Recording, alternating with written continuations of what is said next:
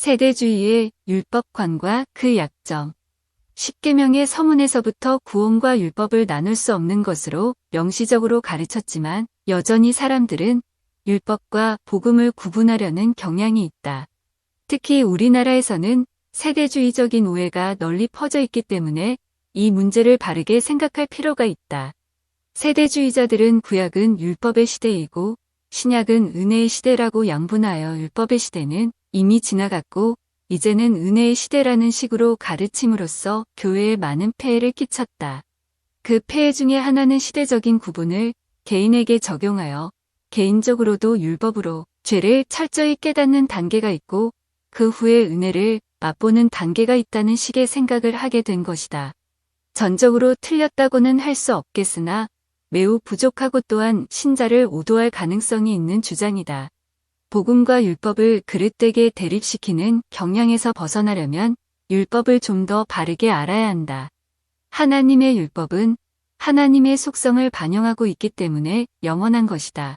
하나님께서 거룩하고 선하고 의로우시기 때문에 하나님의 율법도 거룩하며 의로우며 선하다. 율법은 선한 것이지만 사람의 타락으로 말미암아 그 효용이 달라졌다. 생명에 이르게 할 그 계명이 내게 대하여 도리어 사망에 이르게 하는 것이 되었다. 이렇게 사람의 타락으로 인해 율법의 효용이 달라졌지만 하나님의 원하신 율법에는 변화가 없다. 율법과 복음을 대립시키는 것은 두 가지 점에서 큰 부족이 있다. 첫째, 죄는 율법으로만 깨닫게 되는 것이 아니고 하나님의 은혜를 맛보아야만 깨닫고 회개하는 심정에 들어갈 수 있다. 둘째, 은혜로 구원을 얻은 다음에도 율법과 무관하게 사는 것이 아니라 은혜로, 즉 나의 힘이 아니라 성령의 힘으로 율법의 요구를 이루면서 사는 것이 신자의 바른 모습이다. 이처럼 복음과 율법은 항상 같이 가는 것이다.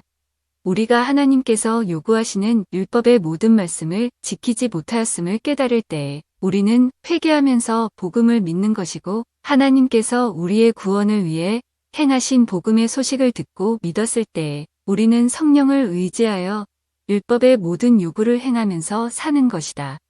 이처럼 율법과 복음은 긴밀히 연결되었기 때문에 이 둘을 대립적으로 혹은 단계론적으로 볼 수 없다. 복음과 율법을 한 사실의 두 측면으로 함께 보아야 우리는 복음이 없는 율법주의나 혹은 복음만을 일방적으로 강조하는 반법주의 혹은 무법주의에 빠지지 않게 된다.